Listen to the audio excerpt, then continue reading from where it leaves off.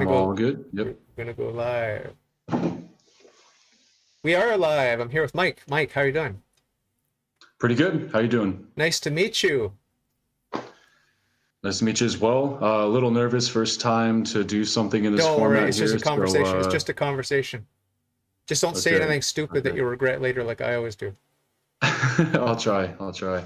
Thanks for having me So, on. yeah, so did you comment in the comment section on my YouTube? Is that what happened? Yeah. I'm a big YouTube commenter kind of person. So I found your Ah, channel. I'm pretty big into the style of content that you produce. So I how would go you on describe the that? theistic side. How do you Well, I describe mean, that I would style? say apologetics maybe, or in Okay. the service of maybe pro, Catholic Church, as Okay. opposed to the Are opposite you way. So I'm Catholic? into like debates and stuff, conversations. You're Hmm? Catholic? You're Catholic? I was baptized. I'm not practicing, and I would say I'm an atheist Okay. right now. Okay, So yeah, okay, okay, okay, okay. Can you scoot to your left or rotate my your, left. yeah, there you go, perfect. Oh, Okay. yeah, Yep. you want to be on that side of your, like close to that side of your screen, because I crop when I Sure. stream Okay. this, I Yeah. crop this. Wherever So that wherever you looks want good. me. That you're Sure. comfortable there? You're Yes. comfortable. Okay, good. So Yep. talk us through a little bit about who you are, where you come from, how you were raised. I know you're of Italian heritage, so there must be some Sure. Catholic stuff in there somewhere, or your grandma Yeah. or Yeah. something. So It's just in talk a there. little bit about that. Sure. Yeah. So my name is Mike. I just turned 29 recently. I'm actually living in the Czech Republic, but I'm American. Ah, And I grew up not in a religious home, although my dad was baptized and confirmed in the Catholic Church. My grandparents on his side, the Italian side, they're the Catholics. That's the influence. My mom's side, I think my mother might have been baptized, but they were Episcopalian, I think. So they weren't really practicing. Growing up, wasn't practicing at all. It was never really mentioned in the house at all. It's more along the lines of if someone passes away, it's like, oh, where's great grandpa? Oh, they're in heaven. What's heaven? Oh, it's a place where God and His angels take care of everyone you love. So that was the extent.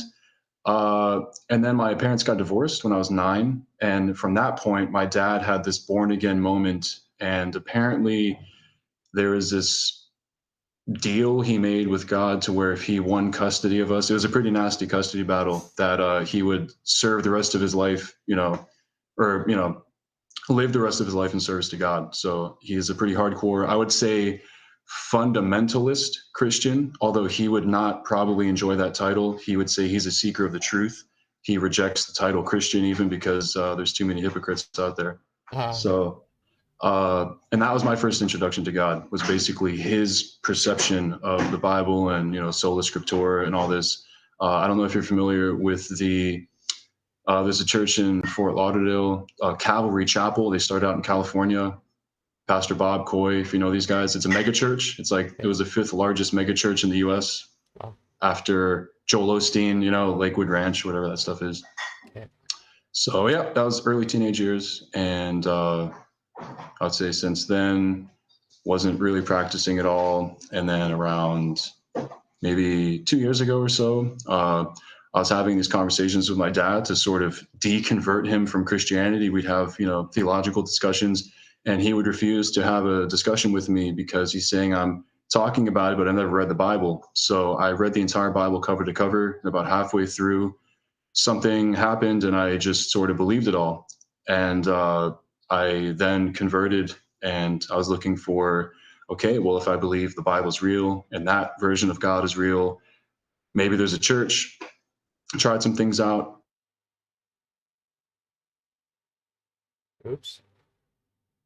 Frozen screen. I'm not hearing anything. I'm not seeing any motion on your side. If you can hear me, just wait. Yep. Okay, so it bugged out a bit, but just Sure. continue from where you froze just a couple seconds ago. Okay. Not sure where I froze, but basically I came to the conclusion that the Catholic Church was the right way to go. I also discovered I was baptized in the Catholic Church, so that, kind of just felt like going Cool. back to where I belonged, I guess. Wow. And I'm definitely a joiner type of person. And when I'm into something, I'm all the way. So if I'm, let's say, into music, I'm in a band. if I'm into school, I'm doing projects, after school things, I'm in clubs. And when I discovered the church, I said, well, I need to devote everything to this. So I was doing readings, I was doing youth group stuff, I was getting involved in Bible studies, adult religious education. And ultimately, someone said, hey, maybe this guy has a vocation. So I started getting invited to stay with the priests at my local parish. They're Augustinians, Ah, wow. and started hanging out with them, doing the liturgy of the hours, doing everything. And then, they invited me for Easter, they invited me for Christmas, for New Year's. I found myself staying there more and more, and then decided that I would like to pursue that. Maybe I did have a vocation. Somewhere along the way, I lost my way, and here I am as a non-practicing, self-professed atheist. Wow. So, Bit of a ramble, sorry. no, no, no, that was very succinct, very good. You covered a lot of ground efficiently there. I'm excited Okay, to thanks. explore that moment where you left the faith. Because I can remember the exact moment I lost my faith at age 14. It was a Mm-hmm. beautiful, a beautiful moment, an encounter, a mystical encounter with Jesus Christ. He was waving to me in a dream, and I woke up and I had lost my faith. I was just a sweet, innocent Protestant Christian boy with naive faith, and I had this beautiful dream of Jesus waving goodbye to me, and I woke up and I realized I'd lost my faith, even though it was counterintuitive. Like, you have an encounter with Mm, your Lord and Savior, who was God incarnate, and you're like, so why have I lost my faith again? Like, doesn't make sense. sure. But you just run with it. In retrospect, I think it has to do with sin, sexual sin, because I hit puberty and the hormones were raging and all that sort of thing. And that's often the case. I mean, that's often the case. Satan loves to That's use what happened to me, sex. basically. Yeah, yeah. Oh, what happened? So talk about it as much as you're comfortable. I'm super open with that stuff. If you have any questions, I'm totally willing to go there. I might just leave out, names of people, obviously, but let's say I took the celibacy very seriously, and I went from being somewhat, I wouldn't call myself a womanizer, but there's, experiences and encounters that I had where, I probably was not being sexually chaste, right? So I basically went 9 months when I was practicing and I was considering the priesthood because they have vows. One of those vows is celibacy. So I said, well, I might as well just start doing that now instead of, getting it out of my system and then going into a monastery or something. And I held off for a while, and I had a regular confessor that I was going to, and I would say probably the same stuff as anyone else in their mid to late 20s, the same urges, temptations, whatever's going on. And I was doing, daily liturgy of the hours, praying the rosary daily, but I kept getting distracted by these images, whether they be from past experiences or just random images or pictures or something. And it was very distracting. And I was considering, how do I deal with this? Do I keep praying? But when I'm praying, I'm getting distracted. And it just seemed like maybe if I give in once, it'll just go away and I can go another 9 months. Because I was like pretty successful actually. I don't know if it's vulgar to say, but like the whole like no fat movement. I don't know if you're. I'm guessing you're I'm familiar with that. aware of it. Yeah, I'm Okay. aware of it Uh, I loosely. don't know how much we would discuss with that, but just roughly speaking, I found it much easier to resist temptation as a practicing Catholic than as an atheist, just trying to avoid porn for whatever other reasons. Attaching sin to that made it much, much easier to resist. There was more weight to giving in than I experienced as a secular person. But anyway, so I gave in to that. Uh, and it was like a light switch went off. And then there was a time when I was smoking marijuana a lot and involved in drugs and alcohol. And it was like, okay, so I will kind of break this 9 month streak of celibacy. And then I said, okay, well, let me try to maybe, smoke weed again. And then from there, I started going down this rabbit hole of, YouTube videos, like debates on both sides. And I just found my faith seemed less and less rational, I would say. And it's not like I'm stoned or high watching these videos. It's just that broke me away from having this fear because I expected a stronger reaction, like more guilt, and I felt no guilt at all actually. And it made me sort of question, what is sin and why are we sort of forbidden to do these things? And I've tried to distance myself from the church and from the Bible, and even to this day, it's still something where it's kind of nagging at me in the back of my head. And I've had that for maybe 15 years or so since my dad became a born again Christian. Even during these dark moments where, you could be doing anything, going down the hole of just doing whatever, but there's still this image in there, just sort of this picture of Jesus almost, I guess. Like he's kind of waiting for me to just like, all right, I'm here when you're ready. You're clearly not ready right now. So Wow. Very yeah. powerful But that testimony. was the first. That was the first. Yeah, that was the first. I would say chink in the armor. There was the sexual purity stuff. Yeah. It's an excellent tool in Satan's toolkit. I mean, if you believe in Satan, I don't know if you believe in Satan now. Not anymore. No, I wouldn't say so. Yeah, it wouldn't make sense if you don't believe in God. It doesn't make sense, right? But no, we need to what we need to do, and I'm in the same boat that you're in. Like I'm a weak man, and I like pleasure. I like looking at beautiful women. I like eating tasty food that's salty or sweet or both. It's just like whatever feels good. Just lounging around, like not working hard, doing my will, not God's will. That's just human nature. So I want first and foremost to let you know that I understand the struggle is real and it's just easier to give up. And I've been going through a rough time since COVID. My faith has suffered, especially since I didn't get vaxxed, so I wasn't allowed to go to mass. And that's the policy here in Quebec. And now I'm allowed to go again. But during 2 years, there were lockdowns, there were curfews, there were all kinds of things. And my sacramental life suffered and my prayer life suffered as a result of that. And then some bad habits crept in terms of just, looking at not porn per se, but just allowing myself to look where I shouldn't look. Images, just because there's sexy images of women everywhere, and there are sexy women on the streets of Montreal. Like now in springtime, I'm surrounded by them, and it's just hard not to look. It's just not to blame the women, but they should. I would like them to dress a little bit more modestly. I mean, it's up to me to just not look, right?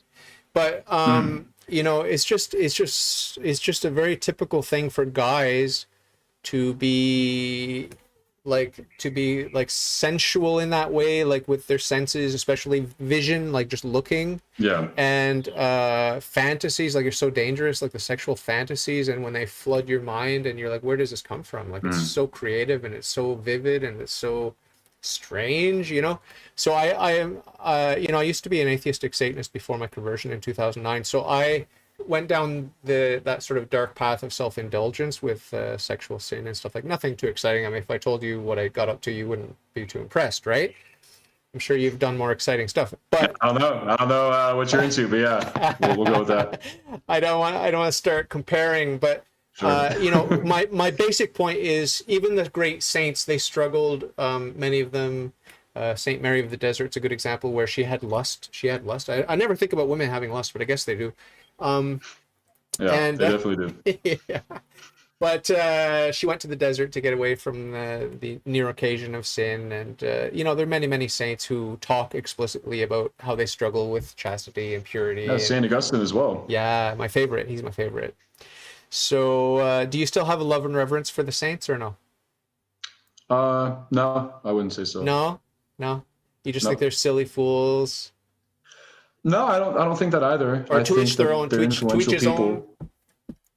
It's more I recognize the influence that they have, and I recognize the contributions they make to the world of thought and debate and rhetoric and stuff, but it's not something where I would feel any not devotion, but this reverence. I don't think I have like a reverence for them in the same way that I maybe used to. Just sort of a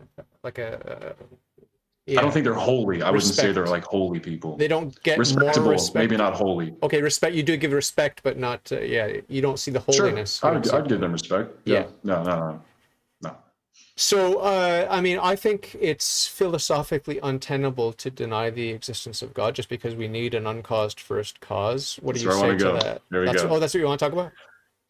Yeah, no, and just as a disclaimer, I'm definitely out of my league when it comes to discussing philosophy. So I'll probably take like the layman's approach to things, but I'll do my best to be Yeah, yeah. as Just like be yourself. honest as I can be with my answers Yeah. and go with that.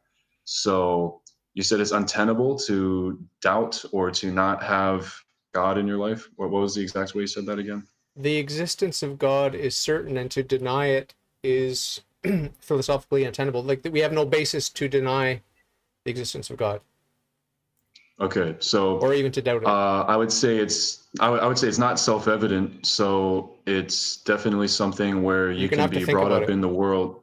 You're gonna have to think about it. It's not self-evident, but you're gonna have to think about it. It's indirect. Like Okay, the creature points to the creator, the contingent points to the necessary, and these sorts of things. So it's not a direct knowledge, and it's actually a lot of the saints talk about this, how it's not a direct knowledge that God exists. It's not a direct certainty. We actually have to think about it. We have to infer it from creation mm, and from the fact that everything that's composed of essence and existence, or of parts or whatever, everything that's composed is mutable and relative and subjective, and not absolute, immutable and eternal. And so okay, we have to acknowledge that there is one and only one uncaused first cause, who's infinite in every perfection, every pure perfection. That those are the perfections that it's better to have than to not have.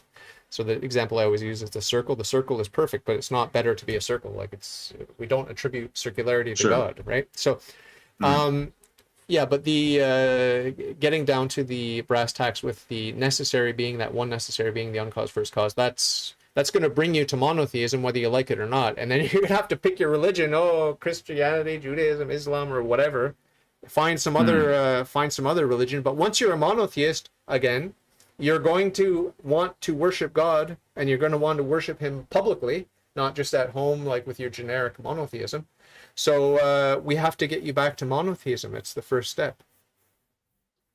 And I guess the stakes are my soul suffering eternally if I don't get to that position, right? Yep, yep. And is that the most convincing argument that you could give? Or let's say, No, not even the argument you would give, but I would say one of the things that I struggle with is exactly how I'm guilty of anything, how I would be guilty of hellfire if the system was designed before I was even involved in it. So before uh, I'm alive, we have the sin of Adam, yeah. right? So that's kind of the reason why we have this fallen nature.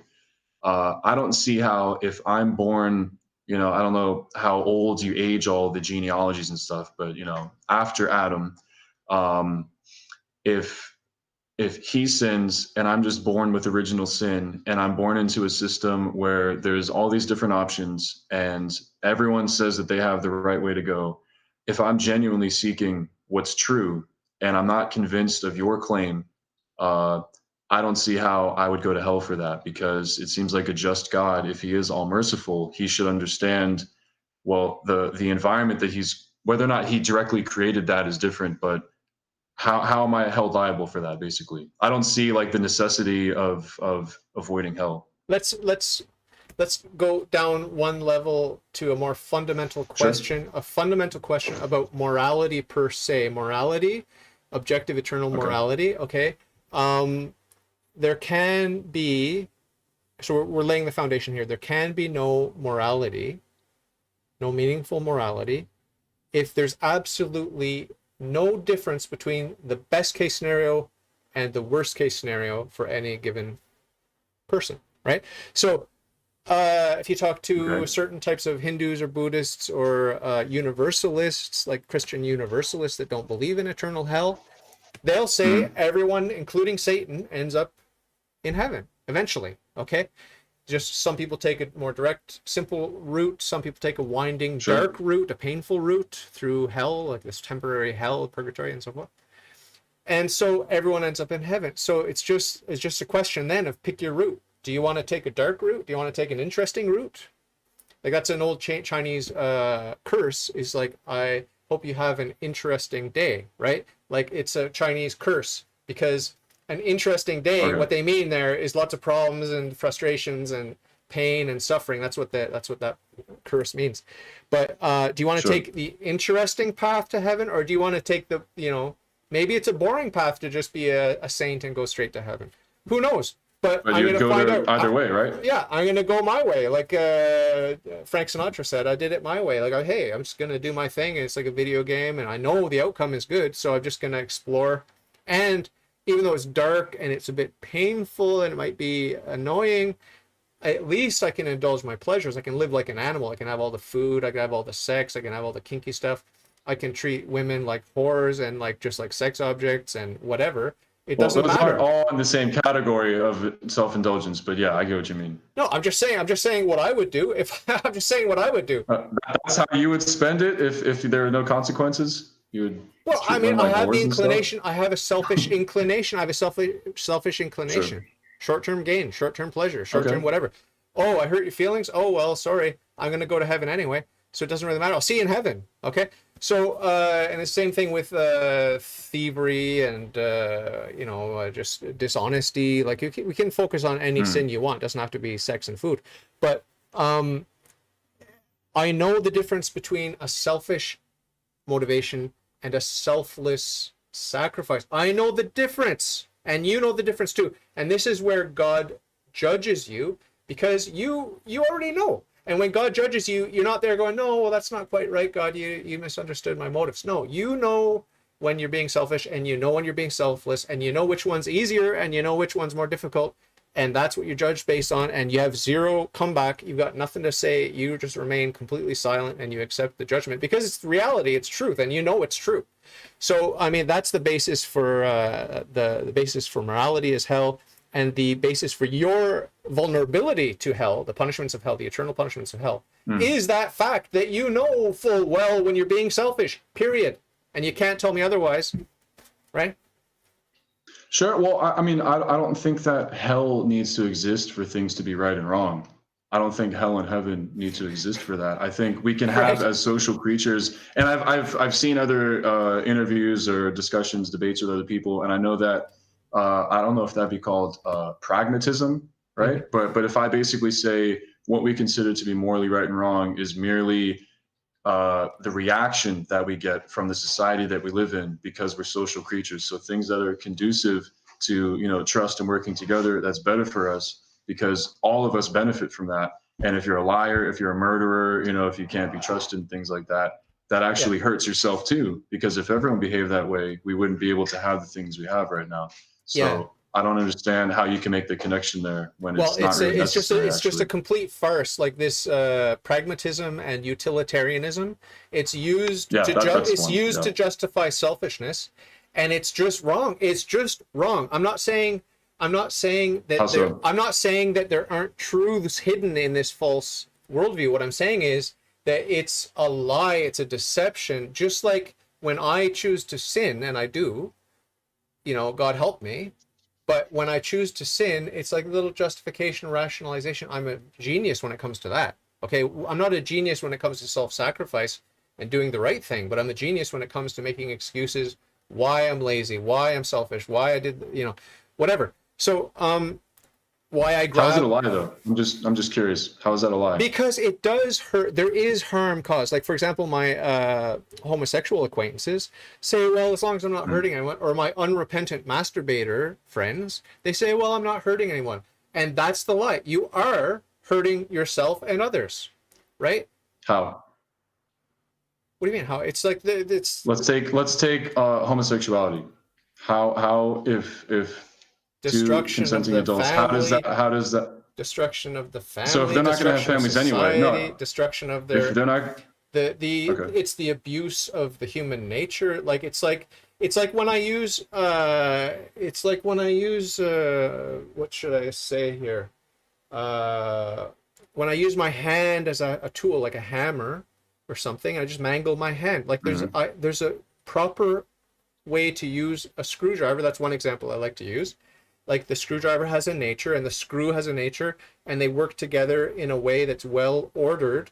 Or you can mess it all up and you can have your tools damaged and your project damaged, and that's just the way it is. It all has to do with nature, the human nature, the nature of things, the nature of God, and how it's all well ordered, how it fits together. There's a right way, there's a wrong way, there's a right time, there's a wrong time, there's a right place, there's a wrong place.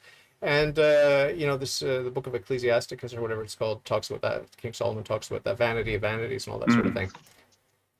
So it's all about respecting reality. And if you're not in touch with reality, there's a word for that, right? It's called insanity. Like, you're out of touch with reality. I'm not leveling this accusation against you or any other atheist, but basically, no, I'm not thinking you are. Yeah, but basically, it's like that's what's at stake here. Is like, we have to get in touch with reality and conform ourselves to God and God's creation in a way that makes sense, in a way that's well ordered. Because otherwise, it's just like, yeah, my little son Johnny, I think he's transgender, so I'm gonna like encourage him to do the gene replace or whatever, the hormone replacement therapy, and dress him up in pink dresses and all this sort of thing. It's like, sorry, you're doing damage to your kid. You're doing damage to all of creation, and it's an insult to the Creator. And I'm sorry, but that's wrong. You're gonna have to change your ways. I hope I hope you don't have to. Well, you don't have to, but I hope you do. I'm failing to see the connection between that and like utilitarianism, though. So if we're talking about things that are conducive to life, things that are conducive to cooperation, because that increases the life that we can experience, I don't see how that stuff really has a negative impact on it. Well, it's like and utilitarianism. That's why I don't think it's morally wrong, because I don't see it having any impact on that. Well, just because you can't see it doesn't mean that it isn't pernicious. Well, so explain to me. Just give me an example. We can use examples. We can use an example of. Do you have any? Give me the best one. Do you have? Well, the best. I'm not going to give you the best one. I'm going to give you the one that comes to mind. Sure. Do you have any nieces? Nieces? Do I have any nieces? Yep. No, I don't have any nieces. So anyway, if you had a girl that you were friends with, a young girl who said she's going to get into prostitution, and she starts listing all the benefits, okay, the financial benefits, the security, she's got a good bodyguard, she's got the pimp who takes care of her, she's got this, that, the other thing, she's got a medical checkup for all the STTs, she's more healthy, like quote unquote healthy sexually with her medical stuff, because she's getting examined all the time, she's got medications that help regulate all this stuff, she's never going to get pregnant because she has this, that, and the other thing, all the technology, everything's brought to bear, okay? And you're there just saying, well, you're my dear friend, I care about you, and I don't want you to go down this path. And she's like, why? Everything about it is good. I just told you it's all good, right? And you're like, well, because it's not good for you, it's not good for society, it's not good for the guys who sleep with you behind their wives' backs, it's just not good. And she wants you to prove it to her using a calculus, like her calculus or checklist, and you basically, you don't have time because you don't have that much time to spend with her, and you just basically know that it's wrong, and that women have dignity that needs to be respected, marriage has dignity, intimacy, there's a time and place for intimacy, and it's an abuse of all these good gifts. Even if you're an atheist, I think you could see that. Or if that doesn't touch you, maybe if a nice young person came to you, maybe a nice young man that you care about came to you, a nephew or whatever, and he said the joys of cocaine and heroin and how they've got a system, his drug dealer has a system where he's never going to get addicted, he's never going to get sick, he's all perfect and everything's good, and he's making a lot of money selling it to his friends, and you just know from experience or whatever that it's wrong, it's a bad path, it's a dark path, and it looks good on paper, and this kid thinks he's going to have a wild and exciting and great future of pleasure and goodness, and it's all good and everyone's happier, and he treats his wife better, or his girlfriend better, he's not beating his wife up anymore because he's got this drug system happening. But you just know it's wrong. You just know it's wrong, right? And we can unpack the reasons why it's wrong, but I want to appeal more to your intuition that prostitution's wrong and hard drugs are wrong. I just think the intuition can be in ways that we're not aware of. So you can have these inherent biases, and that can influence why you think that's wrong. Whereas in other countries or in other cultures, it wouldn't have the same gut reaction that you have. So if we're going to use the example of prostitution, and I don't know if you meant drug trafficking or just drug use, but let's say it's drug trafficking. I think something that would be, if I'm gonna, okay, let's go with that. So let's say prostitution, and in the example you gave, is legal. If drug trafficking is illegal, there's different reasons to say why something might be wrong. And if something's legal, honestly, if I did have a niece or a sister, uh, I don't know if I don't know. I don't know. Like, would I do that? I mean, would I be better off if that person chose to join the armed services, the armed forces, and perhaps risk their life? But for that cause, it's more socially acceptable. But potentially catching a sexually transmitted disease, I'd cry over that.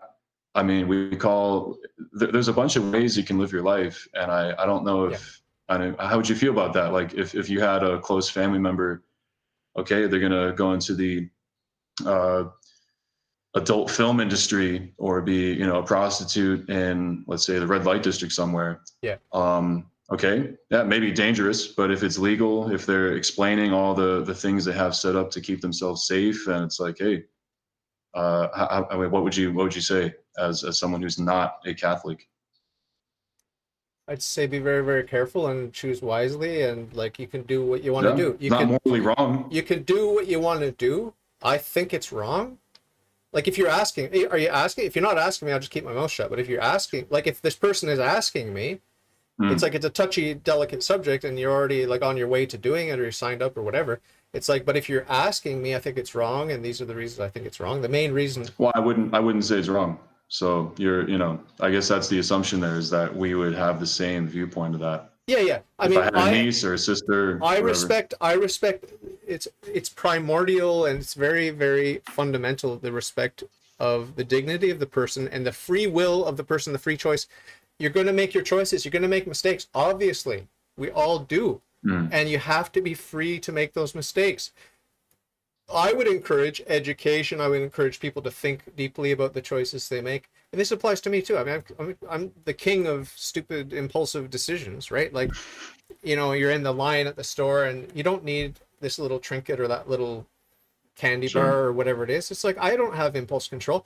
I need someone on my shoulder telling me, hey, David, like, do you need that or whatever? Like, I mean, but I'm free. I know that I'm free, and I know that I pay for the mistakes that I make. And it's the same thing for you. But let's just try to educate ourselves, and especially our young ones, our children. Let's try to educate them about better choices and these sorts of things. I think you will agree with me. Now, you won't agree with me necessarily about all my dogmas about what is human nature, what is marriage, and all that sort of thing, right? Or when does life begin, and the sanctity of life from conception, the moment of conception, to natural death, and these sorts of things. You'll disagree with me on all those sorts of things, but we can basically agree that we want what's best for people, and we want them to make better choices. And you used an example of the military. It's like, I'm very skeptical of the governments. I'm very skeptical of especially the Western governments with their their drug dealing and their prostitution. Like, they're dealing in women, they're dealing in drugs, they're dealing in arms, they're dealing in death, they're dealing in.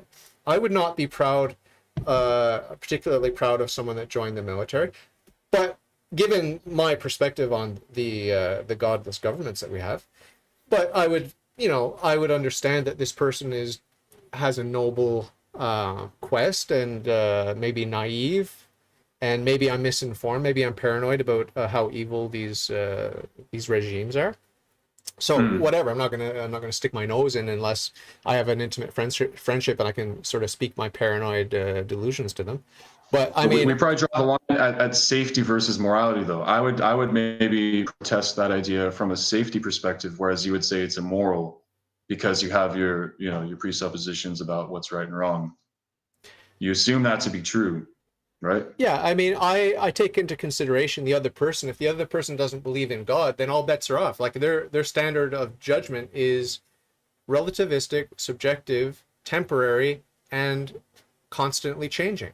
Right? So isn't that better than the Catholic standard or the Christian standard? No, it's not better. It shouldn't be changing. You think it's better to not change? The standard of truth and goodness does not change, and it cannot change, and it should not change. If it does, then what have you got? You've got nothing. You've got absolutely nothing. It's just my opinion against your opinion, right? It's just might makes right.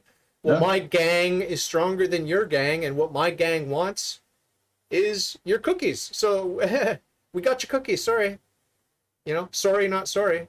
That's it. That's might makes right. That's what we've got without God. That's what we've got without. No, that's with God. That's with God because He's so much stronger and can send you to hell. That's why you would serve Him, because if it's not out of the goodness of your own heart, it's like, well, Pascal's wager. Or you also say that the Noah's Ark is basically the Catholic Church. Hey, get in here because the end is Yeah. coming and this is going to save you. Yeah. That's might is right. So that's literally the Christian God is, if you don't, the then one you example die. of might makes What's the right. difference? The difference is the nature of God versus the nature of the creature, right? It's because God Tell that is to the people that were killed in the flood. God is infinitely perfect and infinitely just and infinitely merciful. So when you talked about hell being the primary motivator, yeah, it's a primary motivator, but it's not the best reason to please God. The best reason to please God is like what you just said now. Be good for goodness sake. That's the best. That's what we call it's perfect contrition versus imperfect contrition, or what we call attrition. Okay, if I'm only avoiding sin for the fear of hell, that's not perfect. It's very imperfect. But it's still good enough. Very imperfect. It's a start. It's a start, right? So if your fear of hell could come back and get you on course to the point where you're going to be good for goodness sake, hey, that's great. But it's not perfect. It's just a step. It's just a baby step to get you to be good for goodness sake. So I think you and I agree about that. To a degree, but I would say that still might is right for the people that are only experiencing imperfect contrition, because perfect contrition can actually forgive you of a mortal sin without the sacrament of confession. Yeah, but you have to. How do you know if you have perfect contrition? That's you have to go to sacramental. But you have to go to sacramental. Eventually, yeah. But if you died before you went there with That's the intention of going, and you truly felt that way, then that would be considered perfect contrition.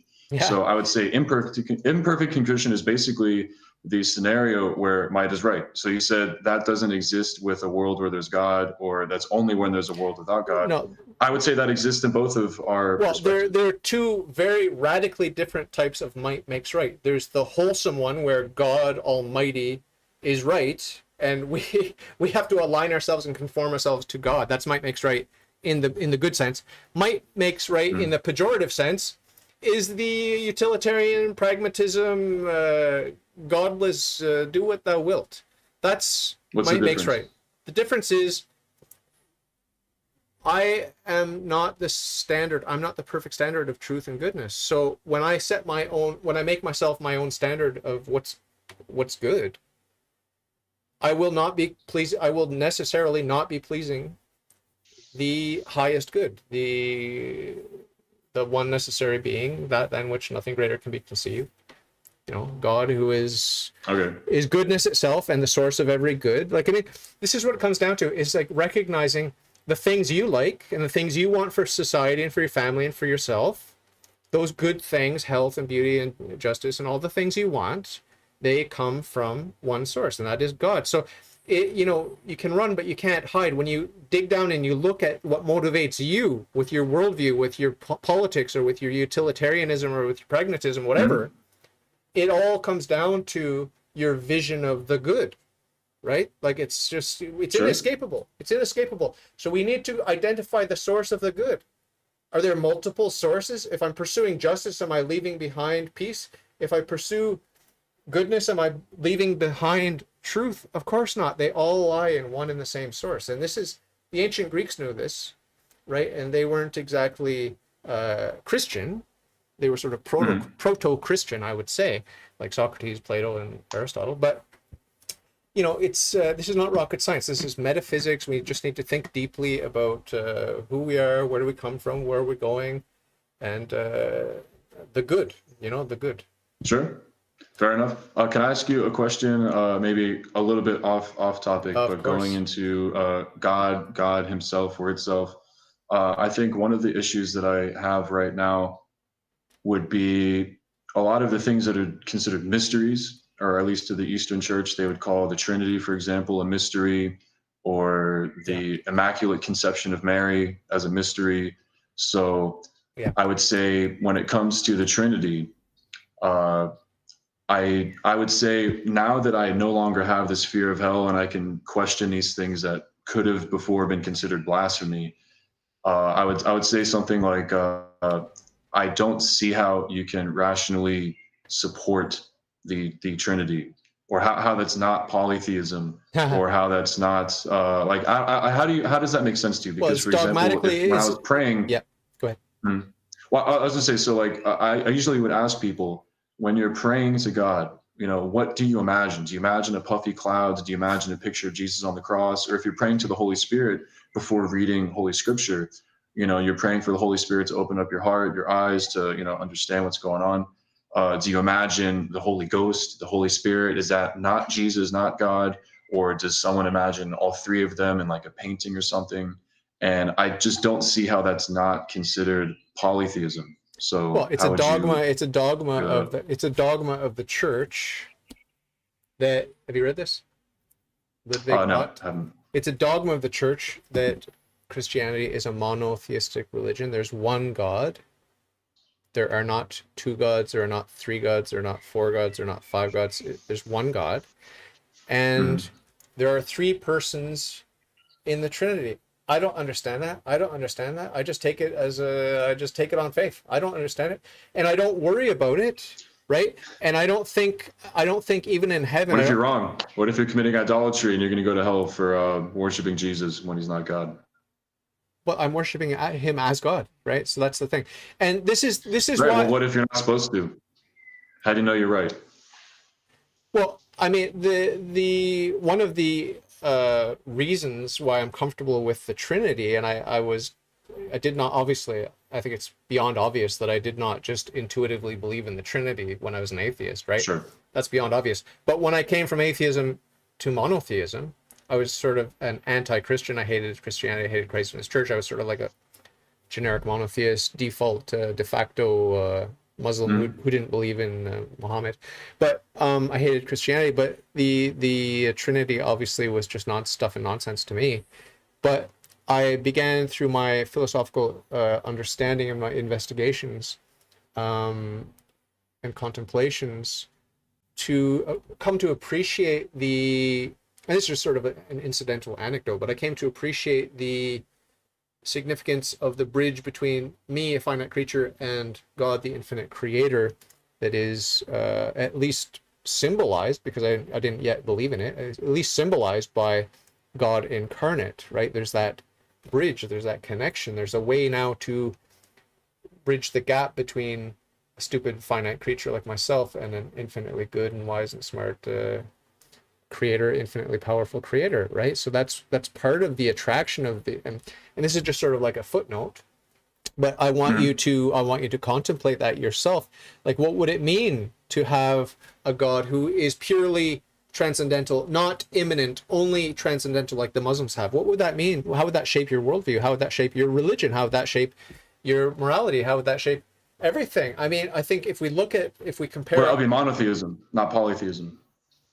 yeah, but polytheism is forbidden, and it's a dogma of the church that Christianity is not a polytheistic religion, right? There cannot be more than one uncaused first cause. It just cannot. Say that. Logically, They say that. Sure. there just cannot be. There are not three gods in Christianity. It's not. There are some religions who branched off from, possibly broke away from Christianity and believed in three gods, right? Those are condemned as heretical. And for you to just say, well, you must be a polytheist because Father, Son, Holy Ghost, you must be a polytheist. You must be a polytheist. Well, I'm telling you, the church teaches that we're not polytheists. We don't believe in more than one God. And it's irrational and insane to believe in more than one God. Because if there's more than one candidate for that position of God, we just need to compare the candidate with the real God. And if there's no difference, then they're not two but one. And if there is a difference, then the one that's lacking infinite perfections is just not God. This is well established in Catholic philosophy. Go back and read St. Augustine. He talks about this. This is not rocket science. This is metaphysics 101. There's one God, only one God. There cannot be more than one God. But it's three in one. Three persons of the same divine essence, yet somehow it's three different people. That's the thing that I know. Like when I was practicing, when I believed it, I would tell people, that it made sense, and I would tell myself that it made sense. But now that I no longer subscribe to that, I can kind of recognize that for just being totally illogical, for lack of a better word. Three is not one. I just don't see how that takes a lot of mental gymnastics to sort of not see that. And it just seems very clear now. So, I guess I'm missing something there. I don't know if you've read Catholic, the fathers of the church, they talk about this. They mock their atheist opponents, saying that obviously we know that 3 is not 1. We know that 1 is not 3. We're not stupid, right? So it's obviously it's not something that we can understand. St. Augustine talks about this very eloquently when he talks about the child on the beach with digging a little hole in the ground. It's not something we can understand? Is that what you just said? It's not something we can understand? It's not something we can understand as finite creatures, no. It's beyond reason. We're somehow expected to believe that. Yeah, it's beyond reason. Okay, we're expected to believe something beyond reason. Of course. Otherwise, you're God. If you understand God, you're God. Period.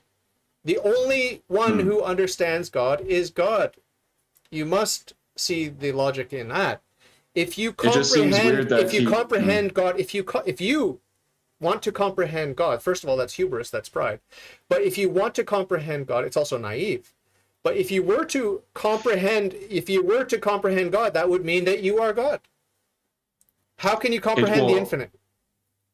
I think it would be something that God could foresee if he gives us the ability to reason, right? That's what separates us from the animals of the world. We have the ability to reason. We can not comprehend, but we can think about God. Yes, we can think about God. And I think for God to give us the ability to think about God, he gives us the gift of reason, yet we're expected to somehow not use that when it comes to his presence. Why would he, of all people, of all entities, he would expect us, the very thing that makes us so advanced and basically the top of the food chain, when it comes to acknowledging our creator, we're not supposed to use that as a way to somehow serve him better. So that doesn't seem to make, I don't see the connection. It's very, very simple. It's very, very simple. Is your intellect limited? Is your reason limited or not? If it's limited. God's gonna be beyond. And if it's not limited, then guess what? You're God. Right? So which is it? Or he doesn't exist. I mean, it could be he doesn't exist. No. Are you saying that your reason might be unlimited? That your intellect might be unlimited? Is that what you're saying? I'm saying it's possible that I don't have to be infinitely intelligent or smart to recognize there might not be a God as well. It's not just like there's no God, that means I must be super smart. I can have a limited intellect and still just like, it doesn't seem like you're getting off topic. You're getting off topic. The topic here is we have an intellect, we have reason. It's either limited or it's not. You can't pick a third option. It's limited or it's not. If it is limited, and I know with certainty that it is, if it is limited, then God necessarily will be beyond reason. Because if God is not beyond reason, then our reason is not limited. But if our reason is limited, God is beyond our reason. Now, if it's not limited, if our reason is not limited, then, like if my reason is not limited, then I am God. I believed that I was God at one point. I was a hard solipsist. I believed that I was God, that my reason was unlimited. So, I mean, I'm not saying that it's beyond the realm of possibility to fall into that particular aberration. Maybe we're using a different definition of God, I guess. Like, how are we defining God in this scenario? The one necessary being, that than which nothing greater can be conceived, the uncaused first cause, the prime mover, just like the infinite. It's.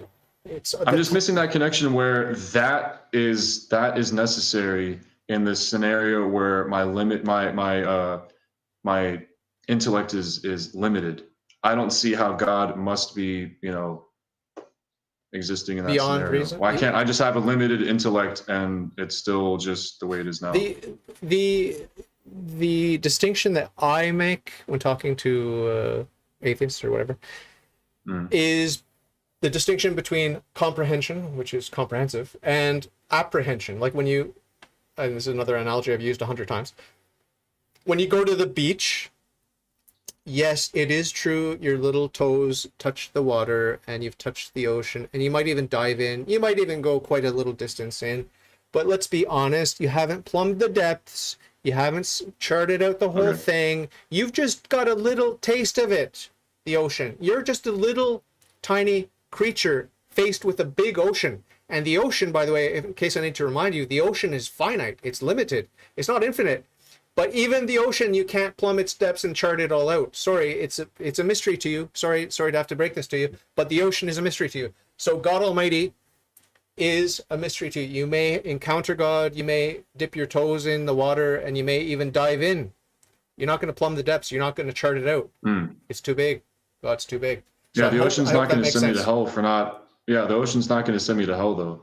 So I just it just doesn't seem like it might. Okay. Everything could be an occasion of sin. Right? Everything could be an occasion of sin. Everything. There's nothing that can't be turned into an occasion of sin.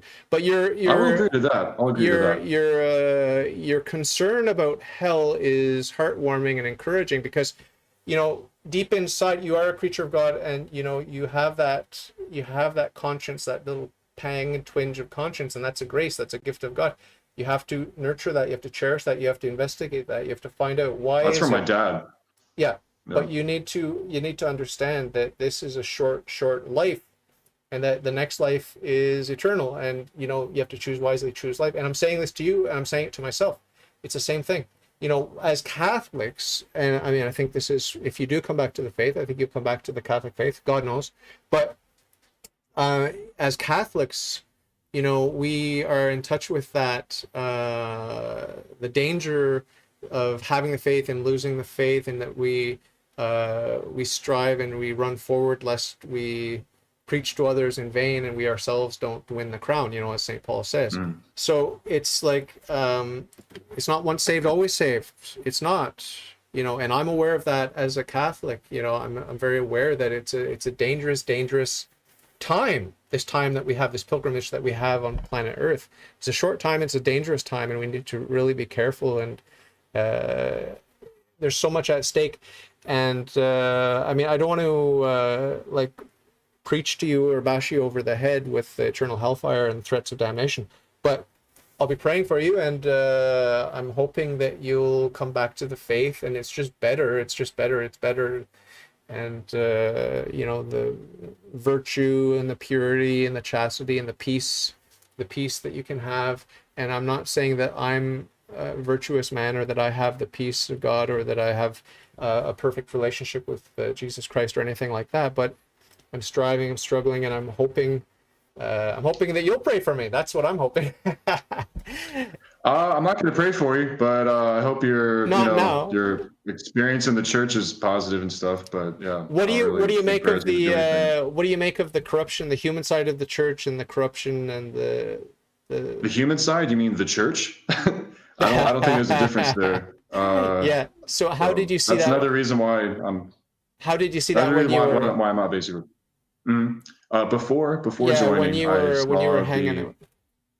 Sorry, go ahead. Yeah, so no, it's okay. So before joining, I think I saw the Catholic Church as most other non-Catholics view it, which is kind of filled with the stereotypical pedophile priest kind of stuff, or sexual abuse, things like this. And then once I became convinced that the Catholic Church was the one true church, the one that existed, from Jesus and Pentecost and all that, I looked at it like, well, even if there's bad people in the church, it can still be God's church, because Judas betrayed Jesus and he got to talk to him face to face. So of course there's going to be people ruining the church. And then, I went on Catholic Answers and I said, oh, how do I defend this? How do I, rebut this when someone brings it up? And, they'll say, hey, first of all, there's no excuse. All that stuff is terrible. But, oh, by the way, did you know actually in public schools, there's higher rates of, sexual abuse? And even if there is, the public school system doesn't claim to be, run by God. So I think if it's on par with something else or slightly worse, I don't think that really makes it any better, the fact that it exists at all. So that's one thing, you can judge a tree by the fruit that it bears. And I think the Catholic Church has borne some pretty terrible, rotten fruit. So that's how I look at it. You think it would be easy to destroy the Catholic Church? Do I think it would be easy to destroy it? Yeah. No, I don't think it would be easy. Why not? I think first of all, there's over 1 billion, nominal Catholics. I don't know how many are actually practicing, but there's so many. It's rooted in our culture, Western culture, I guess. So I think that's one of those things that people like religion. Doesn't necessarily mean it's true, but it's useful for society. So I think for that reason, probably won't be going anywhere anytime soon. But the numbers are dwindling. That's part of the reason why I think I got fast tracked into checking out this vocation, was because the vocations for the priesthood are at record lows. There's almost no one from North America or Europe joining. It's all coming from Africa and Asia right now. So, the numbers of people going and wanting to serve the church are dwindling. So if that's any evidence for if it can be destroyed, take it as you will. You think the church could become so thoroughly corrupt that it just falls apart and gets abandoned, and then a new religion takes its place? I'd say it's already happening. Yeah. So I'd say it's happening you already. think that the church could possibly defect, like it could, because it's already been done. It's already been done multiple times. What do you mean? So the Schism of 1054, yeah, that was your first one. You had the Protestant Reformation, that was another one. You have all these off groups that consider themselves, the trad Catholics. They'll say, "Oh, Novus Ordo, you guys are like this infiltrated church. It has to be in Latin. Anyone that agrees with anything Vatican II on, if you support Pope Francis, you're not real Catholics." There's Catholics within the Catholic Church that don't even say that Novus Ordo people are true Catholics. So I would say there's so much splitting, there's so much infighting, that it's hard to say that that's the one united church. Yeah. I'd say it's already been I'm not talking kind of about. dismantled. I'm not talking about like the fracturing. I'm talking about this Catholic branch, which has all of these dogmas, and because when people split off, they just abandon the dogmas, like the Anglican Church and whatnot, and the different Protestant sects. They just give up the sacraments, they give up different dogmas, and they change the teachings. But the Catholic Church just keeps chugging along. So I'm not talking about offshoots and branching off and splitting and bifurcating. I'm talking about corruption in this branch that I belong to, the Catholic Church, becoming so corrupt that it disappears, and then all you've got left are those branches that broke off, maybe, or some new branches. Like, I mean, could this main branch that I belong to disappear? I don't think it could, because the church teaches me that it never will until the end of time. But one interesting thing to contemplate as you decide how you're going to answer my question is the question of divorce, contraception, all these things centered on the family and marriage and these sorts of issues, abortion. These are all very heavily central to that distinctive Catholic morality, sexual morality, and morality of the family. And that's how you can recognize the one true church. That's one of the easy ways to recognize if you strayed. Like if you look at what the Anglicans have done, they've strayed, right? And you can point to all those issues. So is it just a coincidence that there is still this one branch, the Catholic, sort of what I would call the root and the trunk of the tree? Yeah, I know about all the branches that are splitting off, but could anyone ever destroy this one sort of conservative, dogmatically conservative branch? There's Catholics that would say that. Because I think it'll always be here. I think that's well, I don't just think so. I know so, because it's a dogma of the church that will continue until the end of time. But it's just fascinating to think about it, because there are many sects that broke away from Catholicism that are no longer here, right? You look at the history of a defunct Christian community.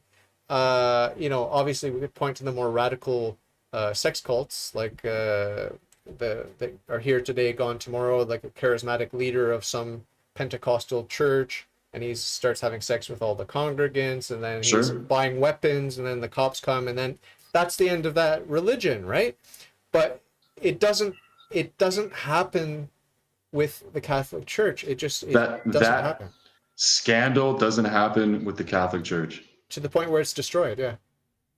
because you have to. Well, No, but listen. whether it's destroyed is a different question than whether scandal happens within it. If that church with all the guns and stuff, Yeah. if they don't get destroyed but they continue, does that somehow make it any more true? If there's like scandal happening there? No, but they don't last. That's my point. They don't last, and you can laugh and you can say, oh, there's sexual scandal in the Catholic Church, but guess what? It's going against what the church teaches. Sorry, like what does the church teach about raping young children? What does it? What does it? What does it teach? It's not a tenet of the faith. I am not saying that it does. I'm just saying that when the organization claiming to be instructed by God is dealing with this on a worldwide scale, I just don't see how that is as convincing for you, because it's so easy to point to Protestant churches or the Anglican Church. It's easy to point to their mistakes and say, oh, well, how can this be the true church? Yet you could point to like way more in the Catholic Church. There's a huge difference where I can't believe you don't see it. The difference is the teachings of the church. What are the teachings of the church? And particularly sex in the family, sexual morality and the family. It's like that's the key in a sort of litmus test of true religion. That's the key. And if you're running a sex cult and you're teaching like the FLDS, I was just talking about Warren Jeffs of the FLDS, the Fundamentalist Latter-day Saints or whatever they're called. Yep. He was teaching as God-given doctrine that all this sexual immorality was actually good. This is a way to connect to God. And all these perverts do the same thing. And I'm not saying... I recognize the difference. Yeah, so there's a big, huge difference. It's like, what does your church teach? Because Warren Jeffs was teaching, this is from God, and pornography is good, and, polygamy is good, and all these things are good. I'm judging the tree by the fruit that it bears, though. Yeah, that's a different thing. Anyone can say anything. You can say you're a good person, you can say your organization's good, but what does it do, Yeah, well, I mean, show me a bad fruit that came from chastity, monogamy. Show me a bad fruit that came from the bad fruit is the magisterium. That came from the teachings of the Catholic Church, the on sexual morality. The magisterium. No, I would say the magisterium itself. I would say that is the bad fruit. There's plenty of good things in the Bible. There's plenty of lessons and good things, I guess you could say, in there. But I don't think the magisterium is an improvement to the Christian faith. Yeah, but I'm trying to draw a connection. I'm trying to draw a cause. No. I'm trying to draw a cause and effect, because the example I used with FLDS is because they twisted the doctrine. They said this is the truth about sexual immorality, and then the thing imploded. Okay, I think they're still going, but it's just a hot mess. But I'm trying to force you to give me a causal connection between the sexual teachings of sexual morality in the Catholic Church and the bad fruits that you see. Like if you see I will do that right now. If you see a corrupt bishop or something, how can that corrupt bishop blame the doctrines of the Catholic Church? I can do that right now. Yep. I can do that. Okay, so I think the concept of celibacy, especially for the priesthood, is unnatural, and I think that attracts a certain type of person. I think that those types of people, if you look into the statistics of the abuse that's happening, it's part of a very specific demographic. And I think if you have the same rules that the Eastern Church has, where priests can be married and have children, they're actually encouraged to be. Bishops still can't, but the priests themselves can, and they have far fewer cases of sexual abuse in the Eastern Orthodox Church, probably the Eastern Catholic Church as well. That's the problem with the doctrine. So that doctrine is a direct cause of that bad fruit that I see. The problem with your example is that's not dogmatic. That's just discipline. It's just discipline. That could change tomorrow. We could have a married priest tomorrow. That's just discipline. Let's see it. So let's see it. If it was that easy, they probably would have done it by now. No, I mean, there's a lot of money going into all this stuff. It's just a discipline. You may disagree with the discipline, but it could change tomorrow, right? It's not like women in the priesthood. Women will never be in the priesthood. That's dogmatic, okay? But celibacy of the priesthood is just a discipline, and it could change tomorrow. And in the Eastern Church, we have, like you said, we have married priests. There are certain constraints on that. But we have married priests even in the Catholic Church in the East, and of course the Orthodox, they have married priests too. So, I mean, that's just a non-starter. That example you gave is a Well, you got me non-starter. on a technicality. It's a discipline, not a dogma. But I mean, if we're talking about a rule or a tradition Okay, that's generally I'll deal followed, with it. free will. That's I'll deal okay. with it as is then, and I'll just say that it's a calling. It's not a job. Being a priest is not a job. It's not like, hey, I'm going to be a doctor. I'm going to be a lawyer. I'm going to be a I priest. agree. It's a calling. If you don't have the I calling, agree with guess that. what? You're going to end up sexually frustrated and just perverted. Sorry. So that's why Yep. we need to have good education, good seminaries, good priests training other priests, and not just, hey, like, let's take anyone because we're desperate because the numbers are low, and let's just compromise on the quality of our education and don't worry too much about the vocations. You know, he's a nice young man, seems like a good guy, let's just put him in the seminary, whatever. No, we need to have respect for the calling, respect for the vocations, and proper education. So that's a shortcoming. I mean, that's a shortcoming we all know I'm about. all for that. Yeah. So I don't think we disagree about that. It's like all the bad fruits you're pointing to come from an abuse of the doctrine, an abuse of the discipline, an abuse of the training and the education of our priests. It's abuse. Worldwide. It's all abuse. Yeah, It's on a abuse. worldwide scale. It's like if you want to see abuse in the Thousands Catholic upon Church, thousands. you're not going to have a problem finding abuse in the Catholic Church. Abuse of everything on every level: money, food, sex, whatever. But that's the one true church, though. It's the one true church. It is one holy Catholic and all that apostolic. going on. But you're forgetting, conveniently, you're forgetting that there are three parts to the church. There's the church militant, the church suffering, and the church triumphant. Which part are you focused on? Conveniently. You're conveniently I'm actually not focused familiar on with this. that.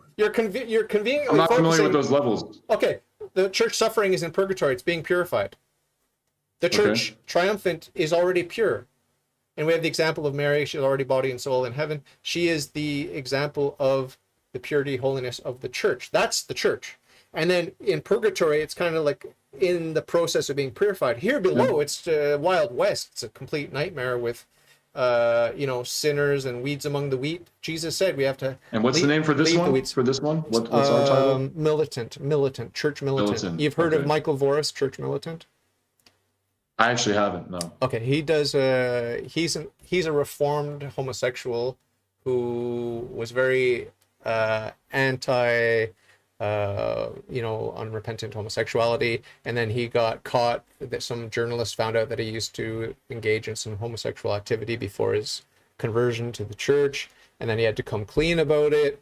But he called his organization Church Militant, and he's a little bit rad trad, like he's a little bit Pope. He bashes the Pope a little bit and all that. I don't listen to him, but so every saint has a past and every sinner has a future. So I don't judge, I don't judge Michael Voris just because he dabbled in sexual perversion. Who hasn't? But I mean, I'm not saying I did any gay stuff. I didn't. But let's make that clear. Let's make that clear.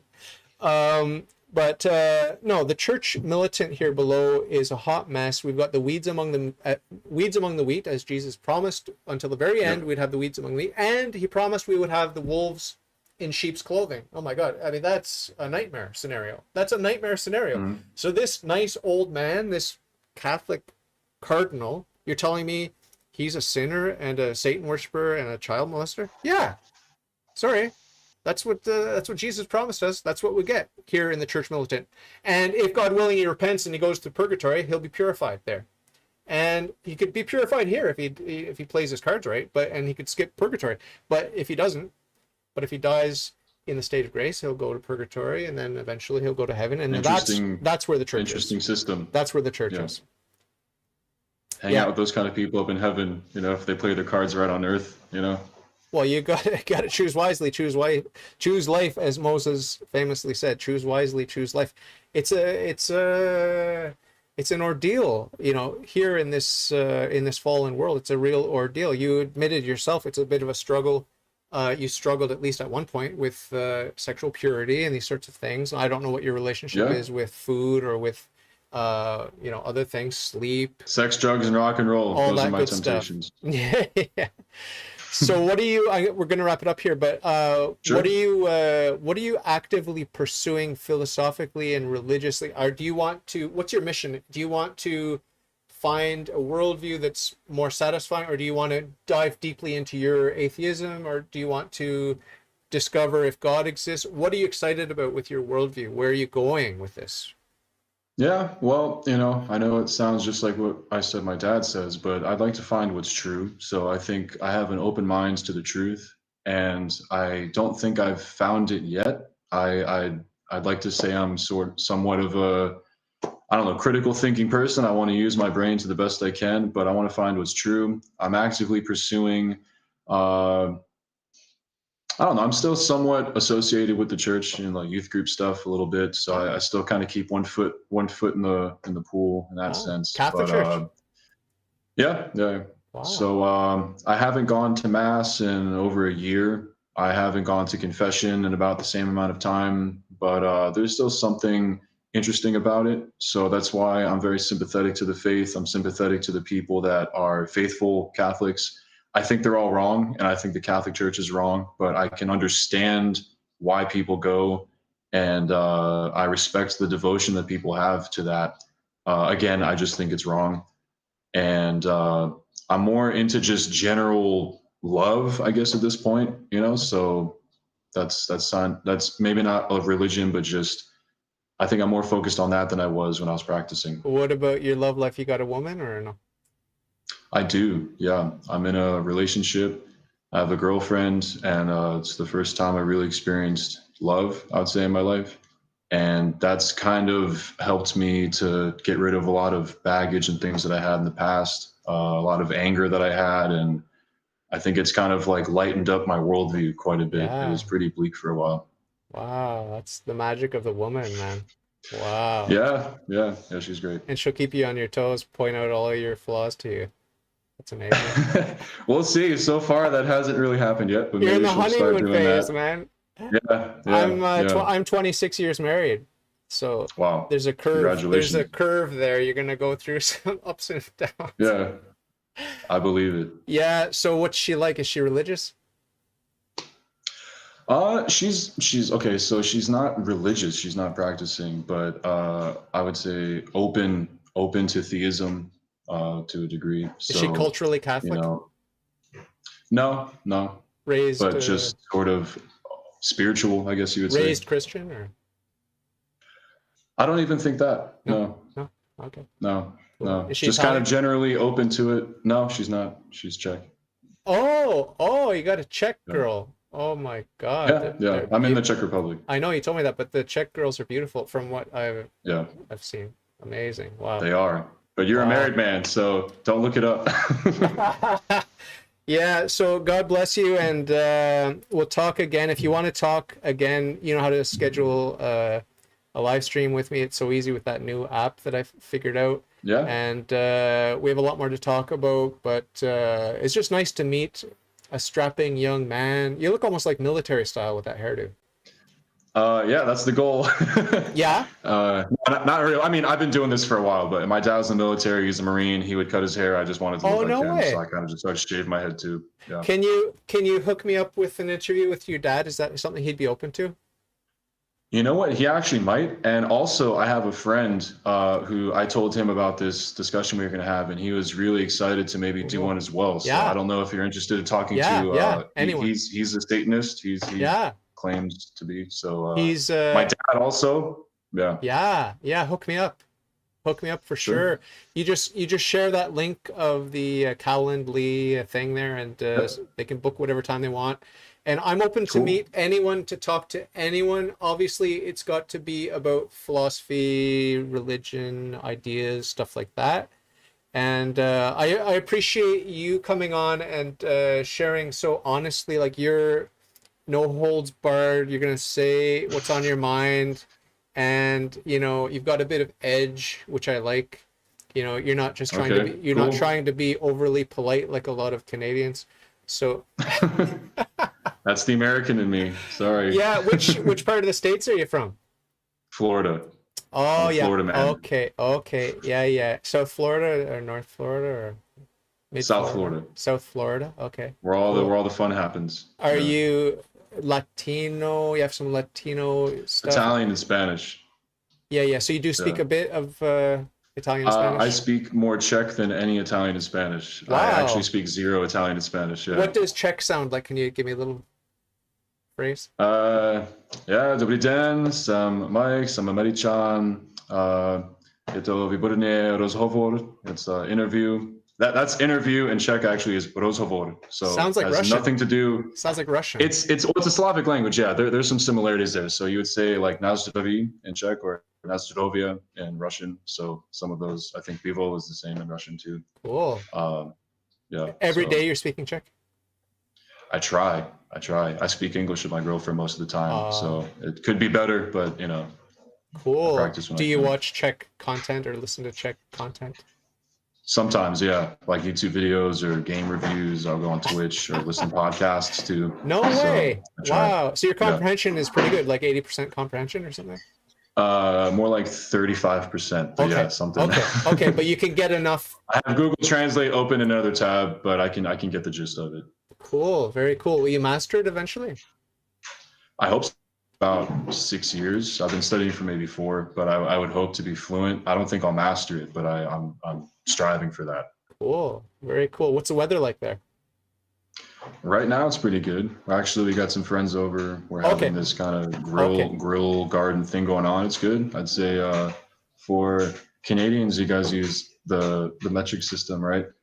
Not always. Not always. We use 15 Celsius. degrees. Celsius. Okay. Yeah, we use Celsius. Yeah. I don't use Fahrenheit. Yeah, 15. It's 15. Okay. But the winters are pretty rough there, or they're okay? No. Super mild. It's actually really great. Cool. It's the easiest place in the world to live. Well, enjoy you said you're having a barbecue? Yeah. So probably go back to that. Enjoy that. But thanks so much for the invitation. Yeah. And I'll send my friend, my dad, the links. And if they're interested, I'll maybe see them on here sometime. That would be fun. Yeah. So thanks a lot, and have a good day, and hopefully we'll talk again. Okay. Reach out anytime. Cool. Thanks, David. Nice meeting you. Great. Bye. Have a good one. Bye. You too. Bye-bye. Bye.